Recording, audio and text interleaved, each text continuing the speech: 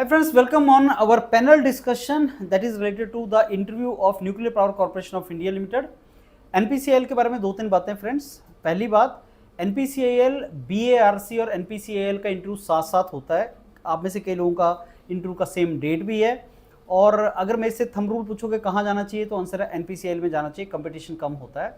लेकिन BARC में जैसे 20 टाइम्स लोगों को बुला लेते हैं, यहाँ पे 12 टाइम्स लोगों को बुलाते हैं। सिमिलरिटी ये है कि दोनों में ही इंटरव्यू फाइनलाइज होता है। आपके गेट स्कोर का कोई मतलब नहीं है। अगर 418 EWS मैकेनिकल इंजीनियरिंग पे इंटरव्यू कॉल आया है और साथ में 818 पे इंटरव्यू कॉल आया है, तो दोनों बराबर हैं। जिसकी इंटरव्यू की प्रिपरेशन अच्छी होगी वो सिलेक्ट हो जाएगा। इसका मतलब इंटरव्यू बहुत ज़्यादा इंपॉर्टेंट है। अभी तक इंडिया के अंदर इंटरव्यू प्रिपरेशन का एक जो बोलते हैं ना, एक रिचुअल नहीं बना है। अभी तक भी कैंडिडेट्स को लगता है कि बिना इंटरव्यू की तैयारी के जाएंगे और पास शायद हो जाएंगे, और पढ़ के जाएंगे तो पास हो जाएंगे। भाई साहब, इंटरव्यू की तैयारी तो इंटरव्यू दे के ही होगी, बिना प्रैक्टिस किए इंटरव्यू की प्रिपरेशन नहीं होगा। इसलिए प्रैक्टिस आप इमीडिएटली स्टार्ट करें। दूसरी बात, NPCIL में 70% कट ऑफ है, I think general category EWS OBC में, कि आपको 70% मार्क्स लेने हैं इंटरव्यू में। पैनल बैठा हुआ है, आप इंटरव्यू देने आए, अगर मेरे को नहीं लगेगा 70% आप स्कोर कर रहे हैं, मैं आपको सिलेक्ट नहीं करूंगा। दैट मीन्स सारे का सारा जो आपका सिलेक्शन रिजेक्शन इंटरव्यू के ऊपर डिपेंड करता है, और अच्छी परफॉर्मेंस देनी पड़ती है 70% के लिए। दैट मीन्स 10 में से 7 क्वेश्चन तो आपको करने पड़ेंगे, और क्वेश्चंस का लेवल डेप्थ में नहीं जाता है वो। ऐसा नहीं कि एक क्वेश्चन पूछेगा फिर डीप चलता रहता है, जैसे BARC में होता है। BARC पे पैनल डिस्कशन हमने किया है, उसको डिटेल में सुन लेना। NPCIL is about, they will ask you 5 questions, but they can ask you question beyond 5 subjects also. They will ask you 5 subjects, your favorite subjects. I will discuss with the mentors what are those 5 favorite subjects you can tell, but the subjects will depend upon NPCIL. What are the favorite subjects for NPIL as organization?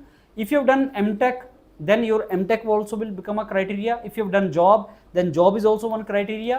And it also depends upon कि कौन सा वहाँ पे panelist बैठा हुआ है। अगर वो मटेरियल साइंस बैकग्राउंड से हैं तो आपसे वो मटेरियल साइंस के क्वेश्चन पूछेंगे, चाहे आप उसको फेवरेट बताओ चाहे ना बताओ। तो 5 सब्जेक्ट्स आपको ऐसे चूज करने हैं कि जो बेसिकली आपके इंजीनियरिंग के फेवरेट सब्जेक्ट्स हों, और ऐसा ना हो कि वो इंपॉर्टेंट सब्जेक्ट्स नहीं है। पहले तो आपको वो बताना पड़ेगा। उसके अलावा MTech को देखो, BTech के प्रोजेक्ट को देखो, MTech के प्रोजेक्ट को देखो, उसके साथ लगता सब्जेक्ट बताना पड़ेगा। साथ में ये देखो जॉब तो नहीं किया कहीं, अगर उस जॉब में आपने कोई पर्टिकुलर आपका रोल्स एंड रिस्पॉन्सिबिलिटी है तो सब्जेक्ट अकॉर्डिंगली डिसाइड होगा। एंड साथ में और सब्जेक्ट से भी क्वेश्चन पूछे जा सकते हैं। Now Yourpedia is going to release previous years NPCIL question. एक बात आप ऑब्जर्व करो, एक बात आप एग्री करेंगे कि पिछले 5-6 साल से योरपीडिया ने हंड्रेड्स ऑफ NPCIL जो इंटरव्यूज़ करवाए हैं, सिलेक्शन करवाई हैं कैंडिडेट्स की, उनके फीडबैक पड़े हुए हैं। उनको जरूर सुनना कि कैसे क्वेश्चन पूछे जाते हैं। मेंटर्स ने वो सारे के सारे क्वेश्चंस को लिखा हुआ है, प्रीवियस क्वेश्चंस को और उनके आंसर्स को लिखा है। वो आप जरूर योरपीडिया से ले लेना, हमारे टेलीग्राम ग्रुप में वो सारी इन्फॉर्मेशन आपको मिलेगी। Last but not the least friends, अगर आप इतना ही वीडियो सुन के बंद करने के मूड में हैं तो एक बात याद करके जाना कि आपको इंटरव्यू देने हैं। और मैं योरपीडिया की बात नहीं कर रहा हूँ, Yourpedia obviously is the best platform, लेकिन योरपीडिया के साथ साथ जो और आपको प्लेटफॉर्म कुछ मिलते हैं, अगर वहां भी प्रैक्टिस कर सको तो करो, ज़्यादा से ज़्यादा करो। आपको क्रेज होना चाहिए कि साहब मैं ज़्यादा से ज़्यादा मॉक लगाऊं, ज़्यादा टीचर मेरे से क्वेश्चन पूछें। इस तरीके से आपको आगे जाना चाहिए। सैलरीज बहुत अच्छी होती हैं आजकल, जैसे ही पहली जॉब आपकी लगेगी सैलरी बहुत अच्छी होती हैं। 200, 400, 1000, 2000 रुपये के बार्गेनिंग में जो आप पढ़ते हो ना, उसको छोड़ दो, तैयारी करो और अपनी अच्छी जॉब लेके निकलो। अब स्टार्ट करते हैं रवि सर आपसे। NPCIL बहुत ही रेप्यूटेड ऑर्गेनाइजेशन है और एक ऐसी फील्ड है जिसमें इंडिया का नाम आगे होता है, रिसर्च है। सर, कौन से 5 सब्जेक्ट्स एज इलेक्ट्रिकल इंजीनियर मेरे को तैयार करने चाहिए, पहले तो ये मैं आपसे पूछूंगा। सर, आपका जो है इलेक्ट्रिकल इंजीनियर के जो बैकग्राउंड के जो भी आपका स्टूडेंट है, वो अगर कोर सब्जेक्ट पर फोकस करते हैं तो आपका क्या होगा, उनके लिए बेनिफिशियल आपका होगा। जैसे आपका पावर सिस्टम, मशीन, आपका नेटवर्क कंट्रोल, आपका मेजरमेंट, ये आपका क्या है कोर सब्जेक्ट, जिस पर आपको जो है ज़्यादा, और आपको इसमें सबसे ज़्यादा अगर कहें तो मशीन और पावर सिस्टम पर वर्क करना होगा, क्योंकि जितने भी आपका पावर से रिलेटेड मैकेनिज्म है वो सारे आपका क्या होंगे, मशीन आपका और पावर सिस्टम कवर करता है। लेकिन आपका क्या है, इसको सपोर्ट करने के लिए आपको नेटवर्क आपको आना चाहिए, ठीक है। तो ये आपको जो है 5 सब्जेक्ट आपको कवर करने हैं, ठीक है। अच्छा रवि सर, अभी हम लोग इंटरव्यू में गाइडेंस दे रहे हैं बच्चों को, BARC के लिए भी, अब HPCL भी स्टार्ट हुआ है, और हम लोग एज अ टीचर डिस्कस करते हैं कि कितना लेवल गिरा हुआ है बच्चों का। 418 पे EWS में कॉल आ रहा है NPCIL में, और इंटरव्यू के लिए जब आते हैं तो मैं सरप्राइज होता हूँ कि हमारे सारे मैराथन पड़े हुए हैं, और लेवल कुछ भी नहीं है, स्टूडेंट्स का कोई भी लेवल नहीं है, बहुत ही पुअर लेवल है। और ये चीज़ ओपन बोलना बहुत ज़्यादा जरूरी है as a teacher, that is our responsibility, because अगर ये बताया नहीं जाएगा इनको कि इनको कुछ नहीं आता तो शायद वो तैयारी भी नहीं करेंगे। और जैसे हम जानते हैं कि टीचर का रोल होता है कि बाहर से थप्पड़ मारा, अंदर से सपोर्ट किया, तो थप्पड़ की ज़रूरत होती है स्टूडेंट्स को। वो थप्पड़ आप एक बार मारें और बताएं कि ये तैयारी जो बच्चे नहीं कर रहे हैं, क्या प्रॉब्लम्स आ रही हैं, कैसे ये क्या प्रॉब्लम्स है जो बच्चे बिल्कुल बिना तैयारी करके आ रहे हैं आपके पास, उनको क्या करना चाहिए।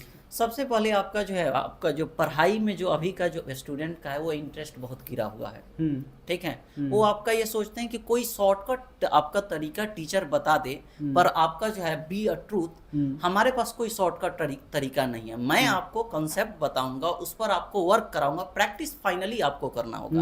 और जो स्टूडेंट आपसे चाह नहीं रहा, वो कह रहा है कि कोई ऐसा तरीका बता दीजिए जो आपका, और ये सारे स्टूडेंट अब तक जो भी हम लोग आपका मिल रहे हैं वो सारे कह रहे हैं कि कुछ ऐसा बताइए, या इवन ये भी कह देते हैं कि आपको ये भी बता दीजिए कि 100-200 क्वेश्चन दे दीजिए, यही क्वेश्चन आया है, बस यही है। जबकि हमें वर्क क्या करना है, कंसेप्ट पर वर्क करना है, ठीक है। और आप अगर कंसेप्ट पर वर्क आपका करते हैं तो आपको एग्जाम आसानी से जो है, जो भी आप इंटरव्यू आपका दे रहे हो वो आपको निकल जाए। क्योंकि हमें आपका क्या है, हम अपने उस आपका जो भी सब्जेक्ट है उसमें हम अपना कितना नॉलेज आपका डीप रखते हैं, हम एक्सप्लेन कर पाते हैं कि नहीं उस चीज़ों को, जो हमें आपका जो है डे टू डे आपका प्रॉब्लम अराइज होगा हमें आपका उस ऑर्गेनाइजेशन में, जो आपका ये हम नहीं करना चाहते। हम सिर्फ आपका जो है एक बहुत ही संकीर्ण मानसिकता के साथ वर्क करना चाहते हैं कि आप कुछ बता दो, जो आपका ये संभव नहीं है अगर आप चाहते हैं तो। आज मॉर्निंग में एक स्टूडेंट से बात हो रही थी, मैंने उसको बोला कि HPCL इंटरव्यू के लिए जा रहा है, 3 घंटे का इंटरनल कंबशन इंजन का वीडियो पड़ा हुआ है मैराथन, उसको सुन ले। बोलते सर ये 3 घंटे तो मेरे से कैसे होगा, बहुत ज़्यादा टाइम है, कोई 30 मिनट का मैराथन दे सकते हैं क्या आप। मैंने बोला नहीं, वेट कर, मैं 3 मिनट का बना रहा हूँ पूरी मैकेनिकल इंजीनियरिंग, वो पढ़ के चला जाए, उससे हो जाएगा। सो ये एक लेवल है sir, and it is worrisome. मतलब आप सोचो पूरी मैकेनिकल इंजीनियरिंग का एक सब्जेक्ट जिसको शायद 60 घंटे लग जाएंगे, हमने इंटरव्यू के हिसाब से वो बना दिया आपका 3 घंटे में, 4 घंटे में, 5 घंटे में। अब कैंडिडेट आके बोलता कि सर ये तो बड़ा लंबा है, मेरे पास तो इतना टाइम ही नहीं है, मेरे को तो खाना खाने जाना है, मेरे को तो बाहर टहलने जाना है, तो कोई ऐसा रिड्यूस कर दो। और जो आपने बात बताई बिल्कुल सही है, बोल रहे हैं वो भी सुनने का टाइम नहीं है, PDF ही दे दो आप, और एंड में ये हो जाए कि वो 10 क्वेश्चन दे दो जो वहां पे बंदा पूछेगा, और उसका आंसर भी आप ऑडियो में भेज दो, मेरे को बोलना ना पड़े, बस ऑन कर दें हम। I think that is the stage we are hitting, और वो वरीसम है फ्रेंड्स, ऐसा नहीं होता, मेहनत नहीं करोगे तो सिलेक्शन आपका होगा नहीं। दुष्यंत सर पहले तो 5 सब्जेक्ट्स फेवरेट। सर 5 सब्जेक्ट, अगर मैं इलेक्ट्रॉनिक्स की बात करूँ, फर्स्ट सब्जेक्ट आपको प्रिपेयर करना है कंट्रोल सिस्टम, हाँ जी, signal system, communication, EDC and analogue. ये 5 मेन सब्जेक्ट है जो आपको प्रिपेयर करके जाने हैं यहाँ पे। दूसरी चीज मैं इसमें ऐड करूंगा कि आपको इन सारे सब्जेक्ट में ज्यादा डेप्थ में जाने की जरूरत नहीं है। राइट सर, आपको ऊपर ऊपर से मतलब सारे सब्जेक्ट की नॉलेज होनी चाहिए, राइट, हर एक कंसेप्ट की नॉलेज होनी चाहिए, बट ज्यादा डेप्थ में वो यहाँ से आपको NPCIL में क्वेश्चन नहीं पूछेगा। BARC में वो बहुत ज्यादा डेप्थ में, यहाँ तक कि डेरिवेशन तक आपको बोर्ड पे ले जाके करा देता है। NPCIL में ज्यादातर चांसेस यही होते हैं कि आपको वो मेन मतलब कंसेप्चुअल चीजें ज्यादा पूछी जाएंगी यहाँ पे। अच्छा मैराथन तो पढ़े हुए सर? हाँ, मैराथन अवेलेबल है पैनल पे, आप जाके चेक कर सकते हैं। हाँ, ये चीज जो सर ने अभी राइज की कि मैराथन वीडियो भी देखने का टाइम नहीं है सर, ये बहुत सारे स्टूडेंट मेरे को बोलते हैं सर मेरे को कोई 100 ऐसे क्वेश्चन दे दो कि डायरेक्टली वहीं से मुझे क्वेश्चन मिल जाए, बस पूरे एक सब्जेक्ट के क्वेश्चन दे दो, तो ऐसा कभी पॉसिबल ही नहीं है। आप इंटरव्यू में कोई जा रहे हो इंटरव्यू देने, तो इंटरव्यू के माइंड में उस टाइम क्या चल रहा है आप प्रिडिक्ट नहीं कर सकते, वो कहाँ से क्वेश्चन आपसे अराइज कर सकता है, तो वो तभी पॉसिबल है जब आपके सारे के सारे कंसेप्ट वहाँ से क्लियर होंगे। तो आप स्टूडेंट्स को बताते हो 10 तरीके पास होने के, वो पूछते हैं 10 तरीके फेल होने के, यही सर। अच्छा सर, और क्या प्रॉब्लम्स आती हैं जब कैंडिडेट्स आपके पास इंटरव्यू देने आते हैं? आज हमने जैसे डिसाइड किया था कि इनको आज वो बताएंगे कि फेल होते क्यों हैं कैंडिडेट्स, तो और क्या प्रॉब्लम्स है? एक और चीज मैंने ऑब्जर्व करी है कि स्टूडेंट क्या करते हैं, आंसर को ना रट के आते हैं। बस मैंने अगर सर ने एक क्वेश्चन पूछा ना, ये मैंने खाली वही डेफिनेशन जो बुक में लिखी ना रट के वो फेंक देनी है कि वही एग्जैक्ट पढ़ गया, बस उस चीज को समझ के उसको समझाने का ट्राई नहीं करते। उसको भी पता है बुक किस डेफिनेशन है जो डायरेक्टली फेंक रहा है, इसको आता कुछ नहीं है, इसने याद नहीं किया हुआ। तो ये चीज है कि वो रट के आ रहे हैं आजकल, ये ज्यादा सिनेरियो चल रहा है, इंस्टेड ऑफ समझने के उस कंसेप्ट को क्या है। अगर वो थोड़ा सा घुमा के उस क्वेश्चन को पूछ लो तो पता ही नहीं चलता कि क्या पूछ रहा है यहाँ पे, ये सबसे बड़ी प्रॉब्लम। अच्छा दुष्यंत सर, एक क्वेश्चन होता है कि क्या मेरे को बुक्स पढ़नी है, और पढ़नी तो कितनी पढ़नी है और कैसे पढ़नी है? देखो सर, अगर मैं बुक की बात करूं तो डेफिनेटली आप जब गेट का एग्जाम देने जा रहे हैं तो गेट का एग्जाम देते टाइम आपको केवल न्यूमेरिकल सॉल्विंग एबिलिटी आपकी चेक होती है गेट के एग्जाम में। इंटरव्यू यहाँ पे आपको वो चेक करेगा कॉन्सेप्चुअल नॉलेज है या नहीं है बेसिकली। मान लीजिए मैं आपको एक क्वेश्चन पूछूं तो आप बच्चे क्या कर रहे हैं, जैसे मैंने पूछा पार्शिवल्स थ्योरम क्या है, तो पार्शिवल्स थ्योरम की मैथमेटिकल डेफिनेशन बता रहे हैं कि मैथमेटिकली हम इसको ऐसे लिखते हैं। उनको ये नहीं पता ये होती क्या है, ये एनर्जी कन्वर्जन का काम करती है एक डोमेन से दूसरी डोमेन में। तो वो नॉलेज होनी आप इंटरव्यू के लिए बहुत ज्यादा जरूरी है। इंस्टीट्यूट ऑफ आप मैथमेटिकल डेफिनेशन वहां पे लिख रहे हो तो ये नॉलेज आपको बुक से ही मिलेगी, ये बाकी आपको कहीं से ऐसे नहीं मिल सकती। या फिर आप मैराथन वीडियो जाके चेक कर सकते हैं, वहां हमने डिटेल में सारा डिस्कस किया हुआ है। बट ये सारी चीज बुक्स पढ़ना, मैराथन सुनना, लगाना मेहनत वाला काम है सर, मेहनत तो करनी मेहनत तो करनी पड़ेगी। पंडित सर सेम चीज, पहले तो सिविल इंजीनियरिंग के सर सब्जेक्ट्स अगर आप बता दें। यस सर, सिविल इंजीनियरिंग में सर जैसे सर बोल रहे थे जो कोर ऑफ सिविल इंजीनियरिंग है वो आपको कवर करना पड़ेगा, जिसमें आप स्ट्रेंथ ऑफ मटेरियल देख सकते हैं। और स्ट्रक्चर में बोलूँगा यहाँ पे थोड़ा कम इंपॉर्टेंट है क्योंकि थोड़ा ज़्यादा डेप्थ में हो जाता है, पर सोम काफ़ी इंपॉर्टेंट बन जाता है। और इसके अलावा इन्वायरमेंटल इंजीनियरिंग यहाँ पे काफ़ी इंपॉर्टेंट है क्योंकि जो पावर कॉर्पोरेशन वगैरह के जो वर्क्स होते हैं उनमें इनकी डिमांड को भी असेस करना पड़ता है। इनके लिए वेस्ट ट्रीटमेंट प्लांट भी हमें डिजाइन करना पड़ सकता है, तो वो भी वर्क यहाँ पे एसोसिएट हो जाता है। इसके अलावा जो बेसिक्स ऑफ मटेरियल अंडरस्टैंडिंग है, टेस्टिंग है, प्लस थोड़ा एडवांस मटेरियल, जैसे मान लीजिए न्यूक्लियर पावर प्लांट है तो आप न्यूक्लियर स्टील मोटार कैसे बना सकते हैं या वो कॉन्क्रीट कैसे बना सकते हैं। थोड़ा जो ये एडवांस टेक्नोलॉजीज हैं with regard to that you can say special requirement, वो भी आपको कवर करना पड़ेगा। बाकी जो और बेसिक सब्जेक्ट जो हर जगह इंपॉर्टेंट होते हैं, जो आप बोल सकते हैं बेसिक्स ऑफ सिविल इंजीनियरिंग, वो हर जगह इंपॉर्टेंट है, वो यहाँ पे भी इंपॉर्टेंट है। राइट, तो जैसा हमारा आज डिस्कशन चल रहा है सर, आप बहुत वास्ट आपने नॉलेज है आपको, आप इंटरव्यू गाइडेंस के लिए कैंडिडेट्स के लिए क्या गलतियाँ करते हैं ये?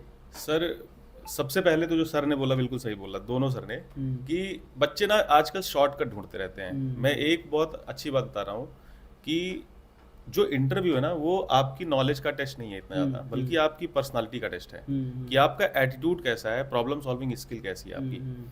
अगर आप शॉर्टकट में लगे रहेंगे कि 100 क्वेश्चन पढ़ लिए इंटरव्यू में जाने से पहले, या एक वीडियो देख लिया कोई और उससे मेरा सिलेक्शन हो जाएगा, सो इट्स लाइक कि हमारे सर ने हमको बोलते थे कि अगर आप थैंक यू नहीं बोलते हैं ना तो इंटरव्यूअर को थैंक यू बोलेंगे तो वो जान जाएगा कि 6 महीने बाद बोल रहे हो आप। सो जो हैबिट में होता है ना, जो मेहनत किया होता है, वो बातचीत में लग जाता है, वो समझ आ जाता है और वो बच्चा आगे निकल जाता है। अगर आप शॉर्टकट में रहेंगे, आप सोच रहे हैं कि ये ब्लफ करके आप इंटरव्यूअर है उसको ब्लफ कर देंगे, तो ये थोड़ा सा बहुत ज्यादा लक आपका अच्छा है तो ही हो सकता है। अदरवाइज कहीं ना कहीं वो आपको पकड़ लेगा कि आप ब्लफ कर रहे हैं, आपको रट्टी रटाई चीजें पता है। तो शॉर्टकट से बचना है, मतलब आपको जो कन्वेंशनल तरीका है, आपको कॉन्सेप्चुअल अंडरस्टैंडिंग डेवलप करनी है, उस पर थिंकिंग डेवलप करनी है, उसके एप्लीकेशंस पार्ट पे, उसकी प्रैक्टिस पार्ट पे, यही एक सबसे अच्छा तरीका है। और दूसरी जैसे सर ने बात बोली कि जैसे कल भी मैं एक इंटरव्यू ले रहा था बार का एक लड़की का, तो वो बढ़िया, उसका गेट स्कोर 78 है, she was very good, almost सारे आंसर दिए।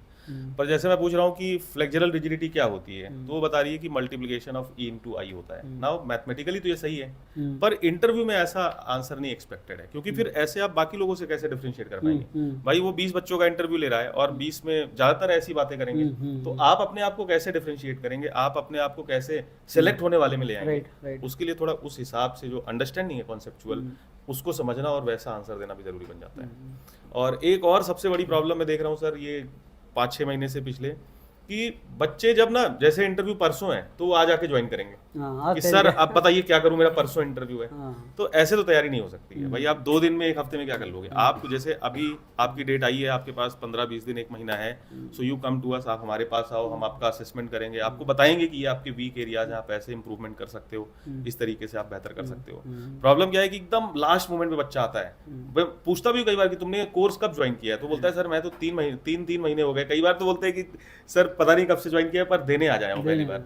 तो ये एक बड़ा इशू है, एक हेजिटेशन तो है सर, वो स्नैप देने में, मॉक देने में एक हेजिटेशन। नहीं, हेजिटेशन अगर आप टीचर से शर्माएंगे, माता पिता शर्माएंगे, तो जीवन में कहीं नहीं जा पाएंगे। हेजिटेशन को छोड़ना पड़ेगा आपको। जो इंटरव्यू है उसकी जो भी रिक्वायरमेंट है, जैसे भी आपको उठ के, बैठ के, उल्टा लटक के, जैसे भी क्लियर कर सकते हैं, वो उतना मेहनत करनी पड़ेगी। एक मेरे को ऑनेस्टली लगता है कि यूट्यूब के ऊपर ना इन्फॉर्मेशन रिवोल्यूशन के चलते इन्फॉर्मेशन कम है, मिस इन्फॉर्मेशन बहुत ज्यादा है। यूट्यूब पे ये एक बड़ी प्रॉब्लम है। बच्चों को लगता है कि सर यूट्यूब पे फ्री में मिल जा रहा है, या वहां पे बहुत कम पैसे। जैसे मैं एक एग्जांपल देता हूँ, अगर आप ये बोल दें कि बस आप ये 100 क्वेश्चन का PDF है, इसको पढ़ लो, हो जाएगा। अब एक मिस इन्फॉर्मेशन है, हम में से कोई नहीं बोल सकता टीचर के सब आप यहीं से क्वेश्चन आएगा या यही कर सकते हो।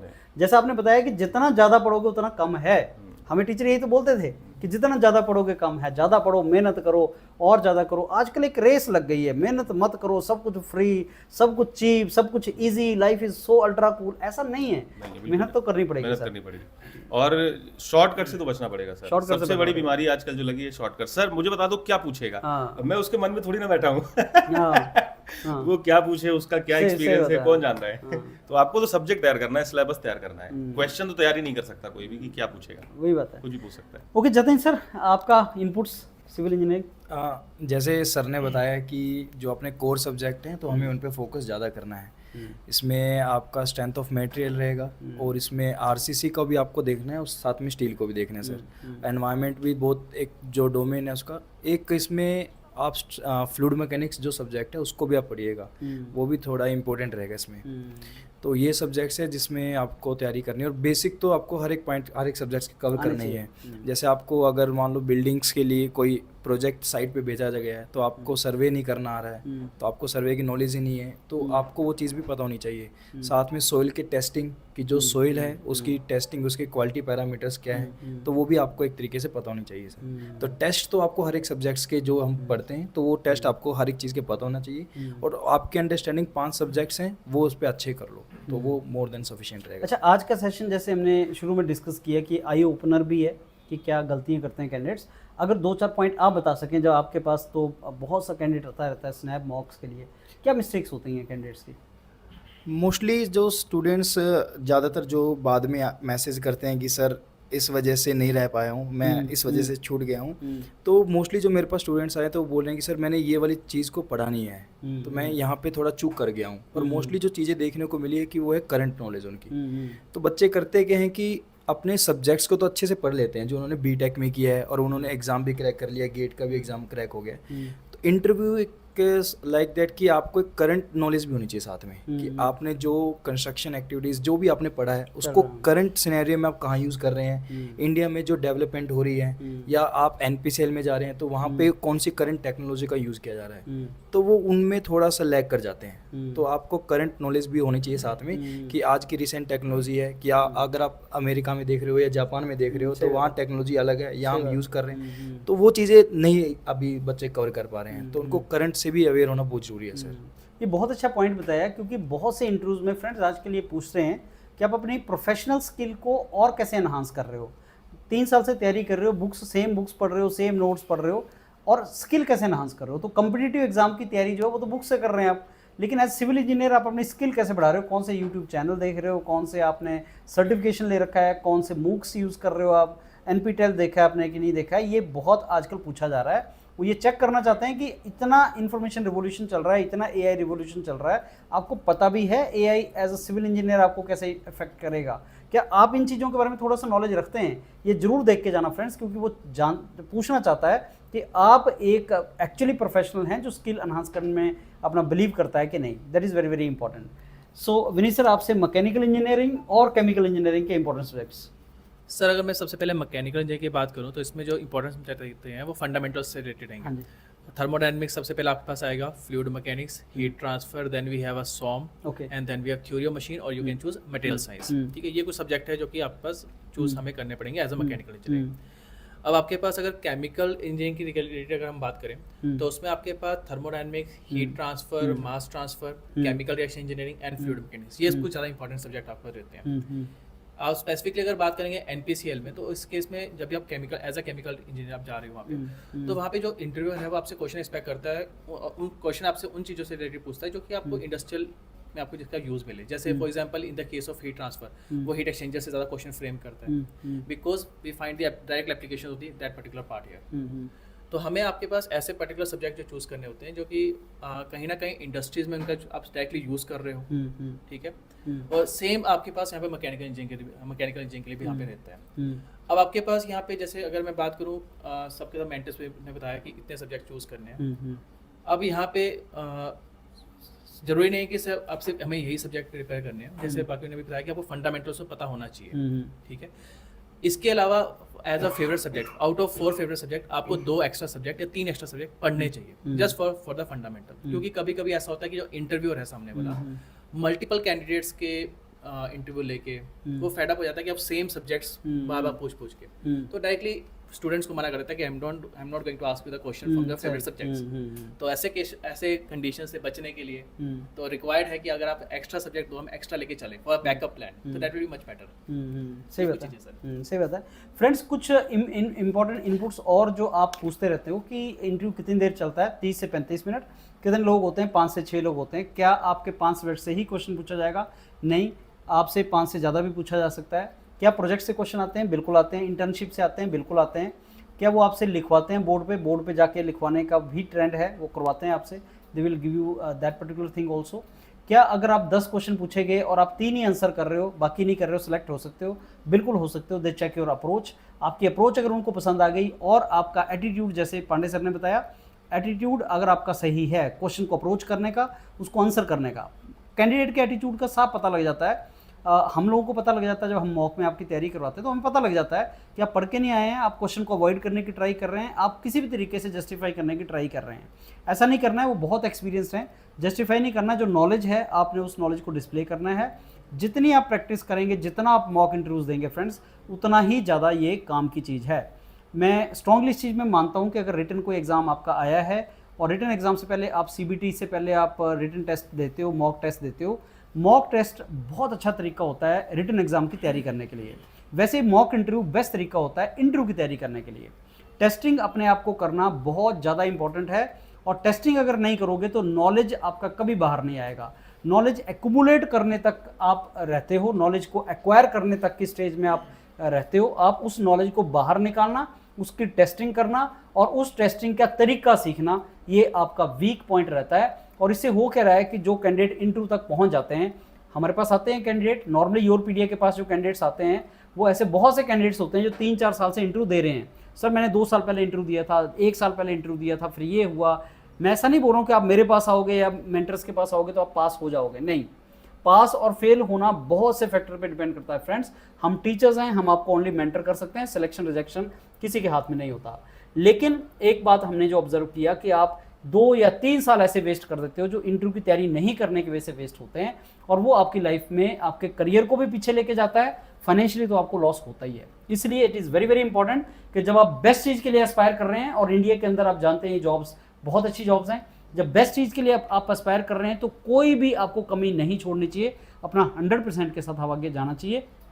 And that is what we are actually going to help you in. So अगर आपका कॉल इसमें आया है, स्टार्ट करो, तैयारी स्टार्ट करो। Yourpedia mentors are the best to help you out. और जैसे मैंने आपको पहले बताया, जब एजुकेशन के ऊपर पैसा खर्चोगे वो हमेशा अच्छा डिविडेंड देगा।